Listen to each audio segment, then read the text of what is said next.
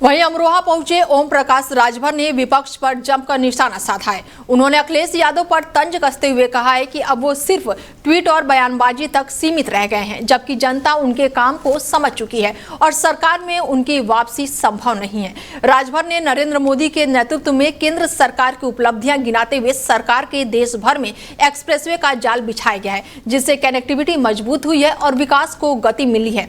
जमीन से जुड़े मामलों पर उन्होंने स्पष्ट किया कि यदि किसी भूमि पर कोर्ट के आदेश के तहत कार्रवाई हो रही है तो उसमें सरकार की कोई भूमिका नहीं होती और पूरी प्रक्रिया कानून के अनुसार होती है। वहीं कांग्रेस पार्टी पर हमला बोलते हुए राजभर ने 2011 की जनगणना का जिक्र किया और कहा कि उसी आधार पर महिला आरक्षण लागू करने की योजना थी, लेकिन कांग्रेस ने अपने कार्यकाल में इसे लागू नहीं किया। और उन्होंने आरोप लगाया कि अब जब महिला आरक्षण बिल की चर्चा हो रही है तो विपक्ष को इस बात का डर है कि उनका श्रेय मोदी सरकार को मिलेगा, इसलिए वो इसका विरोध कर रहे हैं।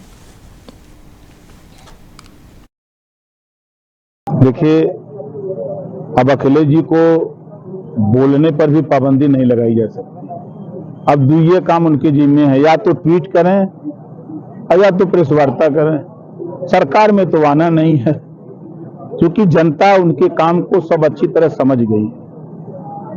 5 साल में 2 एक्सप्रेस बनवाए और 9 साल में 22 गो बन गए। आज सबसे लंबा एक्सप्रेसवे प्रधानमंत्री जी उद्घाटन कर रहे हैं। जिले से जिले की कनेक्टिविटी आप उठा के देखिए कितनी बेहतर हुई। आप अगर अमरोहा से मुरादाबाद जाना चाहें, अमरोहा से अगर आप मेरठ जाना चाहें, किसी जिले में जाना चाहें, तो कनेक्टिविटी बेहतर हुई है। देखिए, जब 68 करोड़ आबादी थी तो 543 सीट बनी।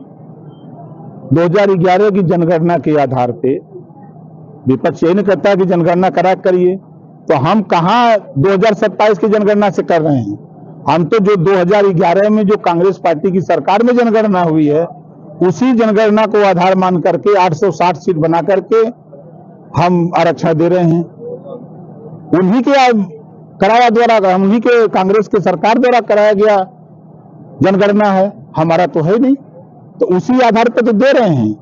और अगर वो ये बात कह रहे हैं तो समाजवादी पार्टी, कांग्रेस, तृणमूल कांग्रेस, डीएमके तमाम गठबंधन बना करके देश में कांग्रेस की सरकार बनी थी।